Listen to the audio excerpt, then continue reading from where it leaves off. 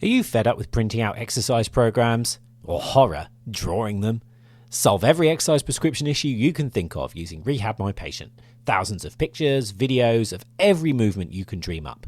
Send by email or WhatsApp, translate into different languages at the click of a button. But don't take our word for it. Sign up for a 3-month free trial now. Just go to rehabmypatient.com/physio matters.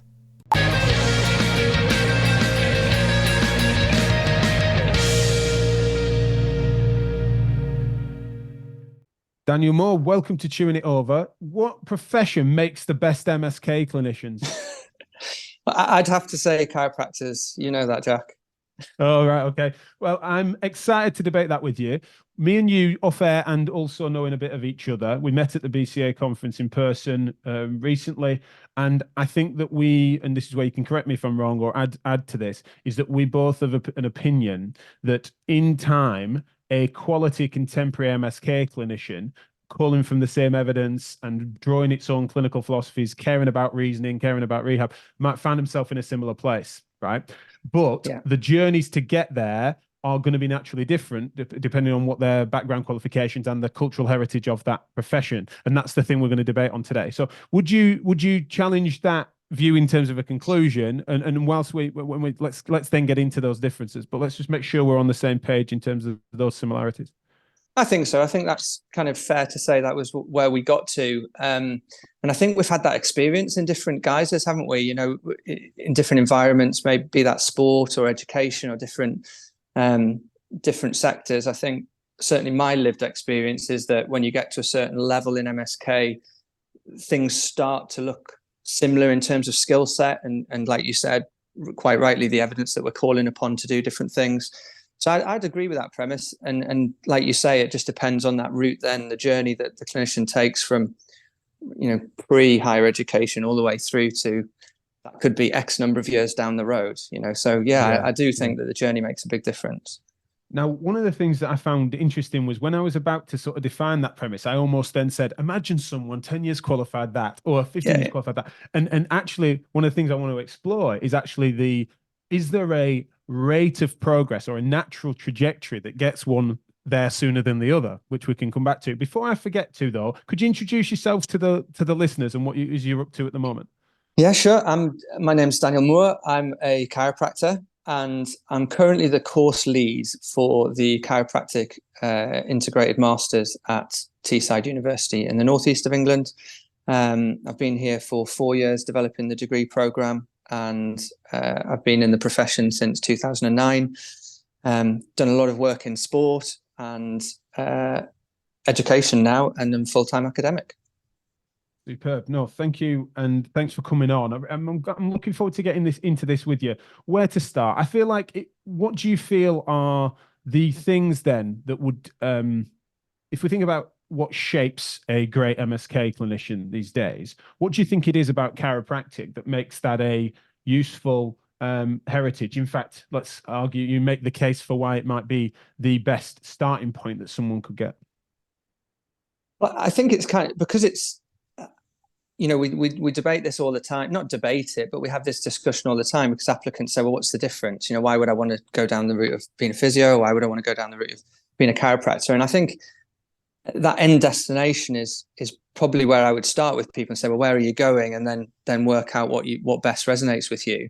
And for me, chiropractic is focused on those areas, that neuromusculoskeletal disorder space from the outset.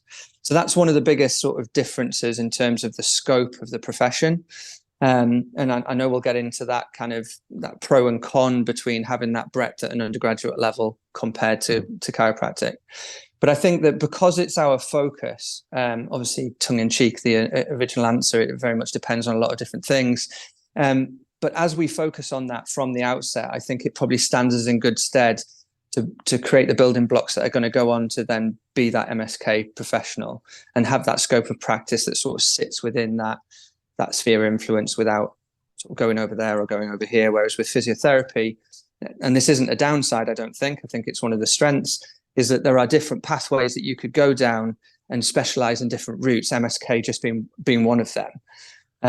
So that's kind of the starting point, in basic terms that I kind of view it as is, it depends on your destination. Yeah, and I think that, so I'm going to try and I mean, it's not as if I'm going to ask and then answer. I can No, go no, first on any of it. So if you feel like you want to challenge anything I'm saying, then jump in.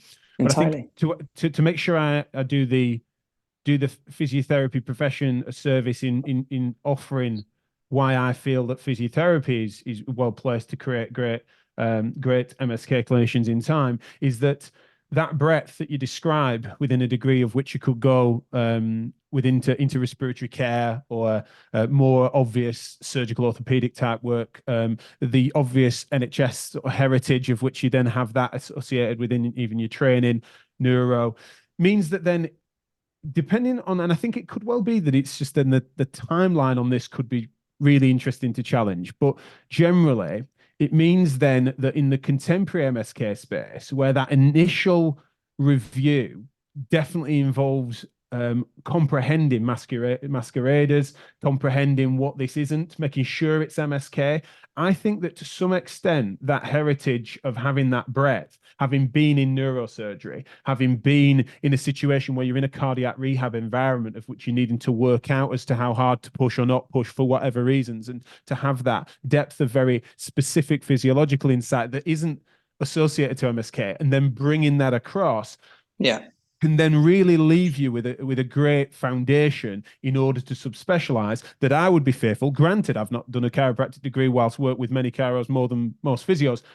I haven't seen it, but how, if not through a full 3-year bachelor's and its associated postgraduate rotations, how would chiros match up to that then leaves that decent foundation?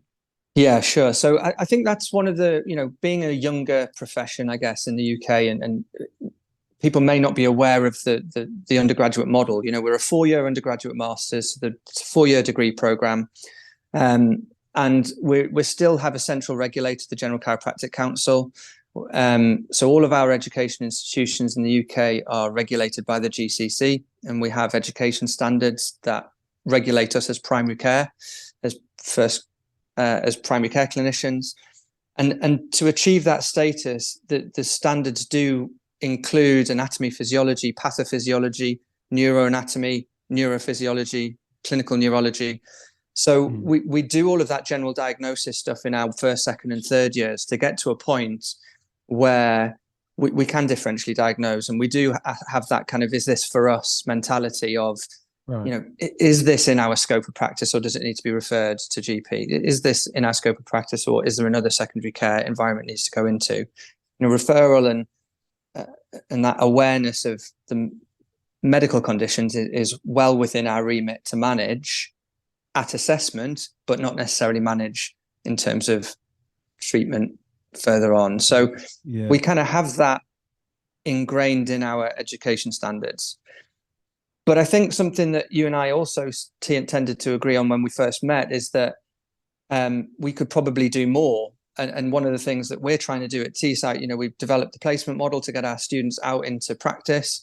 And one of those environments is the NHS setting, to give our students that broader setting, to give them that little bit more ability to collaborate with others. The World Federation of Chiropractic launched a massive new kind of agenda a few years ago, calling for sort of epic chiropractic, EPIC, sort of evidence-based, person-centered, interprofessional, and collaborative, and that is what makes a modern day clinician and chiropractor. Now, I think we'd probably argue that would also be the principles of a physiotherapist in that space as well. But collaborative being key. That collaborating in those different settings really brings depth to a clinician's understanding of, well, what does that referral look like? Where, and patients want it, Jack, don't they? The evidence suggests patients want joined up care. They want more integration. And I think that this kind of thing is really useful to start those conversations to see, well, how best can we work together? And even if we get to the same kind of point, is it okay that we're different? And I think that's so. Right. Yeah, well, that's the thing, is that even if there ends up being a hair's breadth between us in the end. Sometimes that heritage and that cultural background, or especially we'll come to it, I'm sure, that public perception piece of each of them that naturally shapes our interactions and the expectations that we need to manage are different. But again, I don't want to rush us there. Just in the spirit of debate, if I was to think about what you've just described as being this sensible and appropriately regulated, the things that you need to be safe on first contact, to know what's for you and what's not for, etc. And I can imagine that being really well taught. I suppose what I would wonder is, could that ever be appropriately taught by a case study in such a way that if I gave an example from and I was a NAF respiratory student, always massively into MSK, struggled for too long to kind of get my head around why it was worth me knowing it. But one of the things that really assisted me when I realized why I was glad I had that history, that background, those placements, even in my junior rotations, although they were brief until I subspecialized in MSK, is that when I realized the way in which in a respiratory setting, in a respiratory rehab setting, breathlessness, how that affected accessory musculature, how that then affected very vague, weird neurology into the head, things that were presenting as MSK, even in that setting, but I knew were because of apical breathing, etc. That was a very immersive and very respiratory non-MSK setting, of which I then drew that information and joined those dots.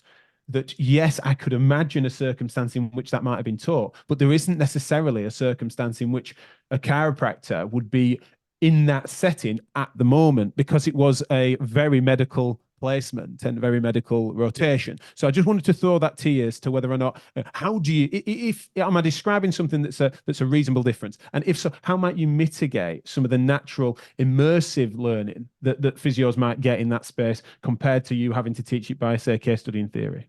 Yeah, 100%. And when I started the degree at Teesside, I thought the only way to do it is contextual learning, put people into placement. And traditionally, chiropractic in the past had only had a final year clinical placement on site. So it hadn't had that for those first 3 years, weren't necessarily out in the profession or other professions. And we are moving towards a more contemporary sort of educational paradigm where we are putting students into placement. Our students do go out, chiropractic students, into the local trust, into neuro wards, into physio wards, into sort of the local trust in other guises, onto sort of pre-surgical wards, post-surgical wards, and gaining some of that. And not necessarily every student will go over all of those different areas, but we can bring it back to university and discuss it in context. The other thing that we're doing, being embedded into a health sciences department or school really helps, because the interdisciplinary working that we do multidisciplinary team evenings with physiotherapists, OTs, ODPs, paramedics. We can have those cross-disciplinary discussions to say, how would you deal with this? How would you deal with that? And that simulation space is becoming a lot more, collaborative simulation space is becoming or emerging as kind of a really gold standard way to be able to gain some of this interdisciplinary conversation. So I think we manage it well, in terms of staff as well. We can share staff. We have a medical doctor teaching on our course. We have physiologists teaching physiology. I think a valid criticism of chiropractic in the past is that it sat in a silo on its own. And I just don't think that is a contemporary view of the profession, and that's probably been changing now for 10, 15, 20 years. Okay. But certainly more so now. We have London South Bank University teaching chiropractic embedded in a health sciences school and allied health department. Same with ourselves. We sit within the allied health department, all our first aid, all our trauma stuff. We have a paramedic that comes in and teaches that to our students. So we're starting to have more of that crossover and like I say, just collaborative education, collaborative placement experience.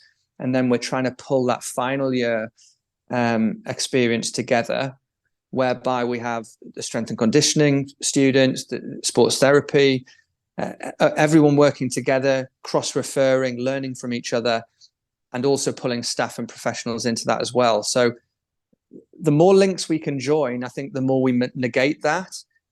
But I also am not naive to think that the professions will be able to do better in certain areas because of the nature of the offering that they have. And I don't think that's necessarily a bad thing. That might be okay.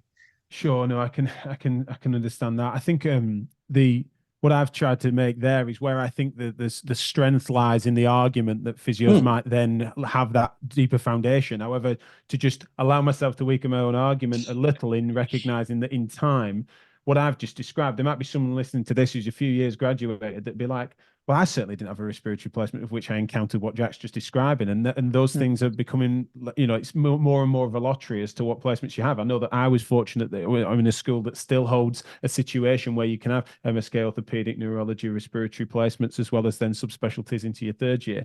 That has not been the case even when I graduated in many schools, and certainly is actually not the norm. And therefore, I don't want to romanticize the fact that that is something that anyone would be exposed to as standard under a regulated framework. So we can sometimes be at risk of then describing our own background and personal experience that is not inherent to the course or inherent to the regulated profession. And so that's one of the things that I want to definitely come to with you, is that how much do you feel that there is a within regulated chiropractors and within the schools, there's fewer of your schools than say physio schools, but Yeah. how do you feel the standards are being able to maintain to make sure that there is a consistency of what is then known interprofessionally of what it means to be a chiropractor regulated under the GCC?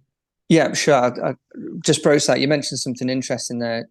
If I can just quickly remember what it was before I answer that question.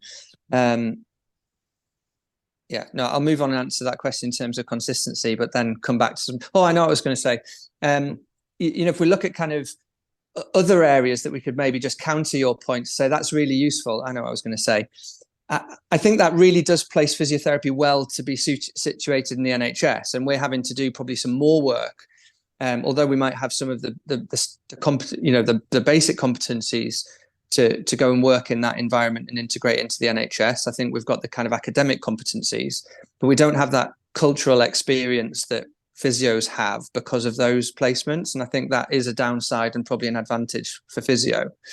The guidelines that are coming out as well when it comes to MSK, the recent WHO guidelines, only mentioning them because they were so new for non-surgical low back pain in January, promote spinal manipulation. And that isn't an undergraduate skill for physio, but it is for chiro. So we kind of I feel like when we could have this sort of conversation for hours and we're like, well, that's a point for physio, but then we get a point here for chiro. And I don't think that is point scoring in that one's better than the other. It's just there are differences and that's natural.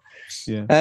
The GCC have a similar, we have an education committee. I sit on the GCC education committee as a registrant member. It's a statutory committee, the GCC, that regulate education in the UK. We have education visitors, the same as the other regulators that will and have the power to authorize or not authorize certain chiropractic courses in the UK. So like every other PSRB, the GCC do a sort of scrupulous job at ensuring that those standards are maintained. And there's just no leeway on that. It's a statutory regulated duty that they have. So if you are graduating and are registered as a chiropractor in the UK, people can have confidence that those outcomes have been met and those competencies exist. Yeah, and that's really useful to understand that threshold for competence and safety. For 100%. assurances, especially when we'll come to interprofessional trust, I'm sure, in a sec.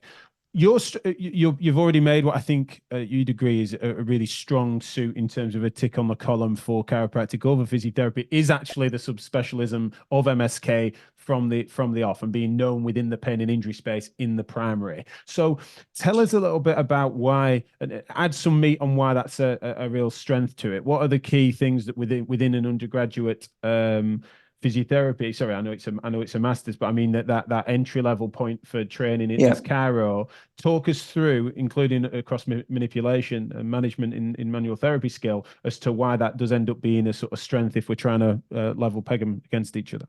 I think it comes down, if we look at how degrees are kind of formed, it comes down to how much credit you can spend on certain things. We have a little bit more time than physio, being a 4-year undergraduate master's.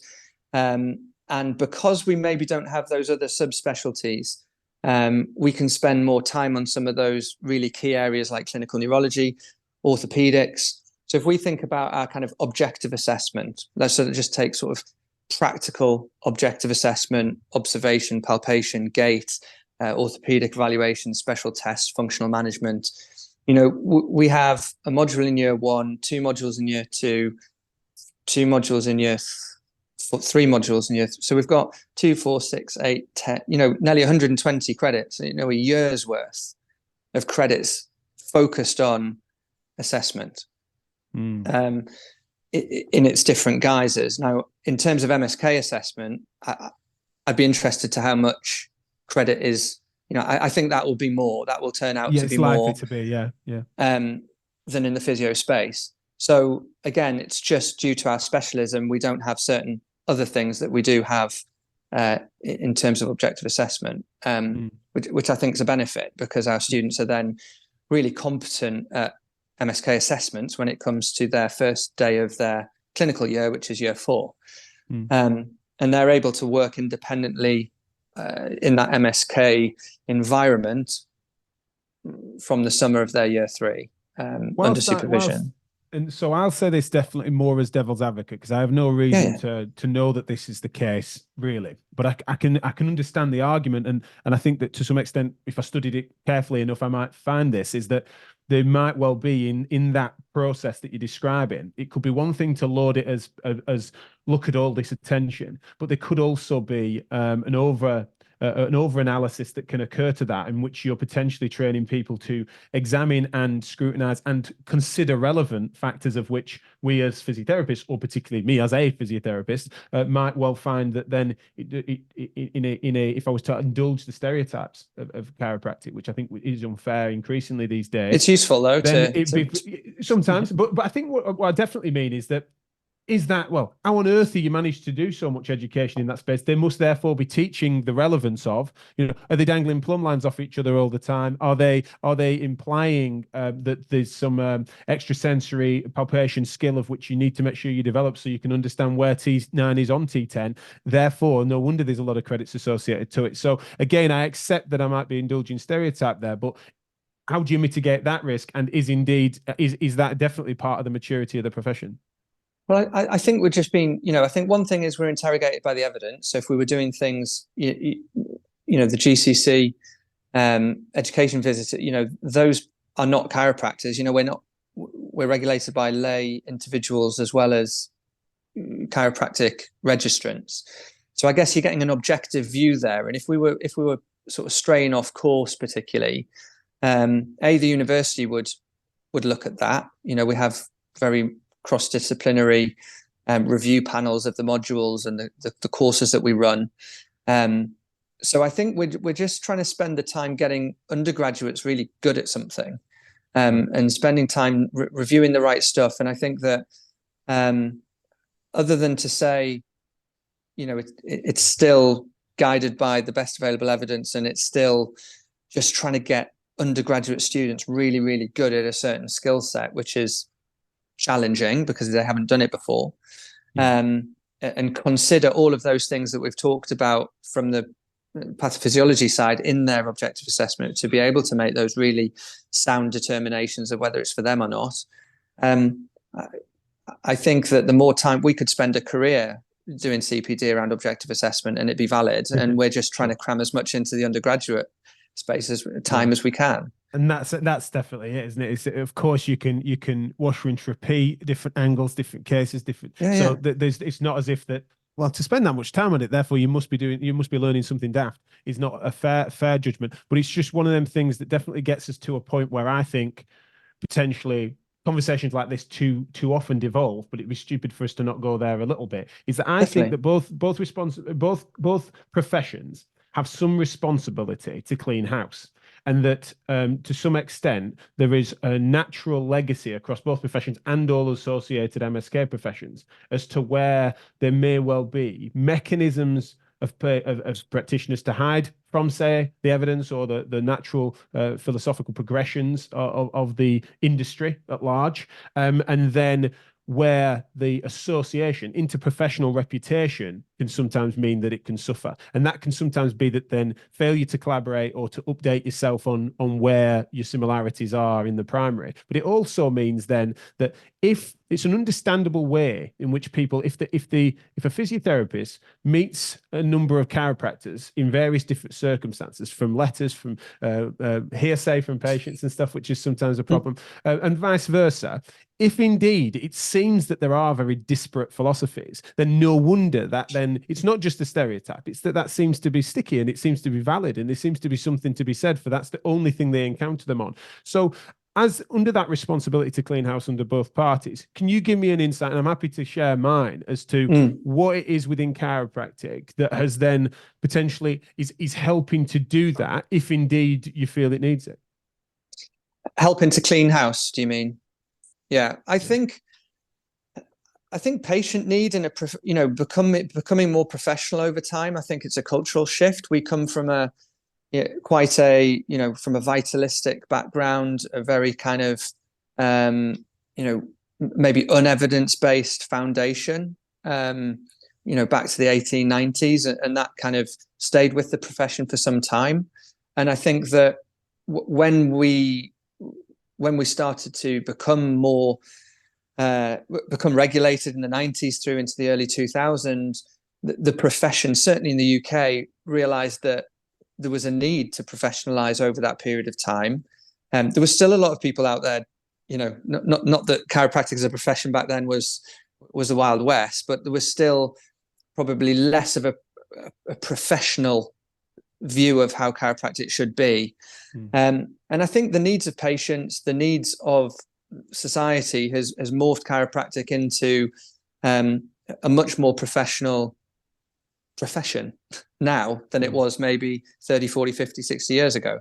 Now, if people were, if that's the only contact that they've had with the profession, they may have a bit of a different opinion of it. But certainly over, the contemporary era, since the Chiropractic Act in the late 1990s, we're now in a position where we're a completely different,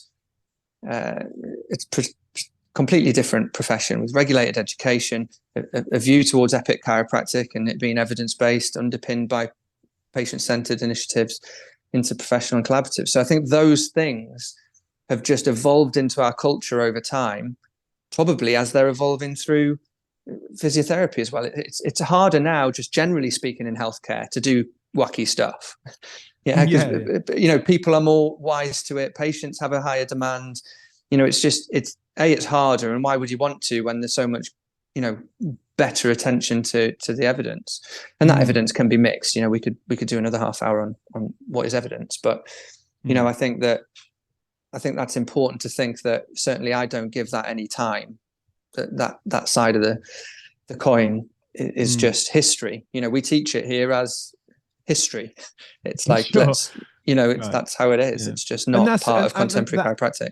And that evolution is one of the interesting things, is that if it's being taught as that, because that's the thing, if it's being taught as history rather than it being taught as foundational dogmas of which we must comply, of which you wouldn't call it that even if you were trying to teach it, but I just mean that here are foundational techniques and that to challenge them would be to challenge gospel is a very different mechanism. And I know your course and others don't now. I want to make sure that I do give credit then to the same question applied to physiotherapy, of which I think it goes like that definitely goes less answered. Like it's a classic thing for physiotherapy, which has both the size, stature, and time frame. That means that it can sometimes then, you used a really great phrase for it that I wish I could remember easier.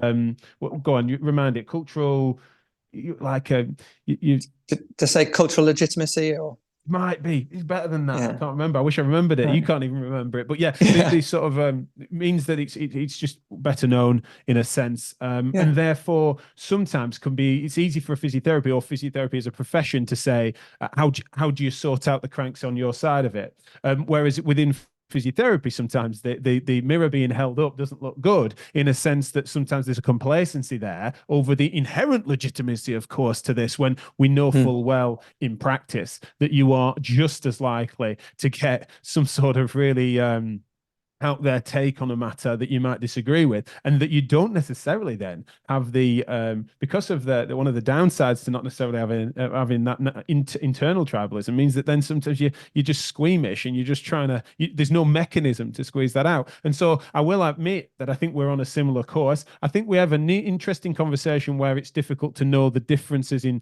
the percentage of said cranks on either side of that. But I've always said that within physiotherapy, one of the things that's difficult is that imagining that we might have, let's just say, I mean, I can be just uncharitable on a guess for a second and say that, let's say 10% of physiotherapy and 20% of chiropractors are pretty nutty and we disagree with their clinical reasoning practices, etc.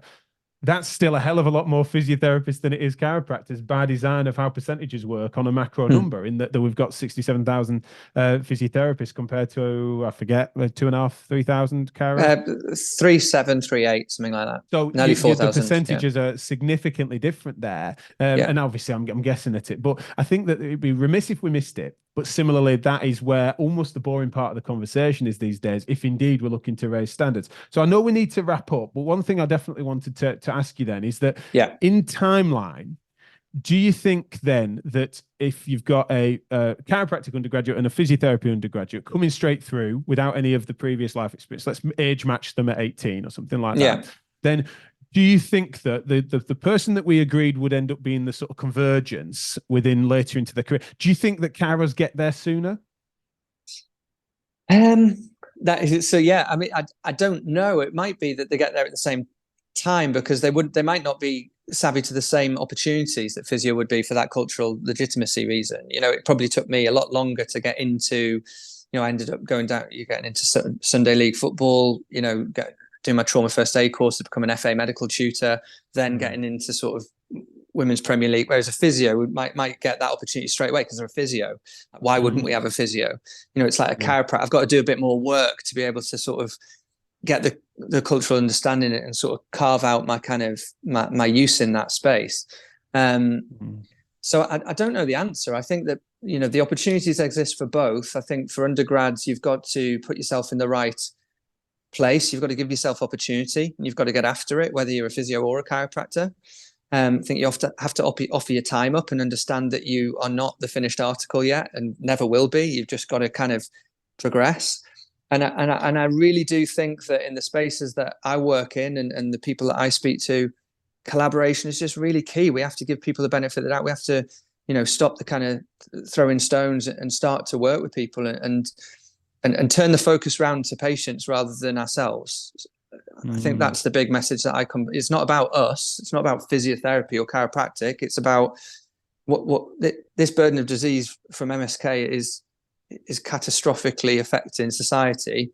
How do we deal with that better rather than us fight about what happened 100 years ago? And I do think we're both well placed to what is that? Have you done? That is brilliant. I didn't do that. What was that? What was that? That's just your phone wanting to celebrate your point. I honestly don't know what's happened there, but that's brilliant. Even know what that's is. The way to go out in a flourish. Yeah, brilliant. So I think that collaborative piece is just so key. We talked about it before. You know, just a starting point. Speak, learn what you don't know, and find a way forward. And maybe people give people the benefit of the doubt, knowing that we can probably trust the regulators to know that if you meet a physio, they're probably a good person who's trying to help patients, and if you meet a chiropractor, they're probably good people trying to help patients. Oh, I love that. I mean, you've got far more faith in your regulator than I have in mine, but we can come to that another day. And that'll get me in trouble with said regulator. But as a general rule, in our case, great on the safety side, but lacking on the quality side, might be to do with the breadth of which they need to serve compared to yours, of which I have some jealousy. So another conversation for another day. Thank you so much for your time, mate. It's really been a pleasure. Appreciate it. And I think that I've come to a similar conclusion in a sense, not just from this conversation, is that potentially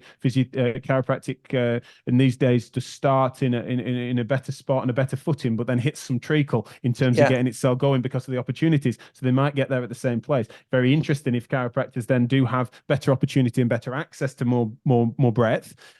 Can physiotherapy then improve its undergraduate access in MSK to mean that it doesn't end up too far behind? Otherwise, it might well be that then it starts lagging in terms of the pursuit of that shared expertise that we end up coming to. But that's, again, one for another day. Thanks so much for your time, mate. Where can people just find out a little bit more about you or to follow you on socials and stuff? I am. I'm on social media, Twitter, I think, and Mr. Daniel B. Moore. But I'm sure we can put this out, and I'll tag myself in things. And if people want to get in touch, by all means, do so. Yeah, and LinkedIn as well. We had a first back and forth, didn't we, on LinkedIn after the conference? On LinkedIn as well, so people can find me and connect. I think that's the key. Neither of us were looking to find answers today, where we would just start conversations.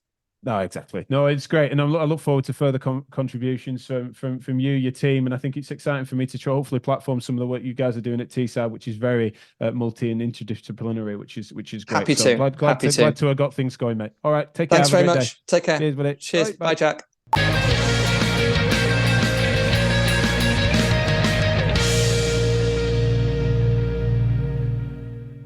Here at Physio Matters, we think physio matters. Become a member today and access over 500 webinars, get free tickets to shows and access new content instantly.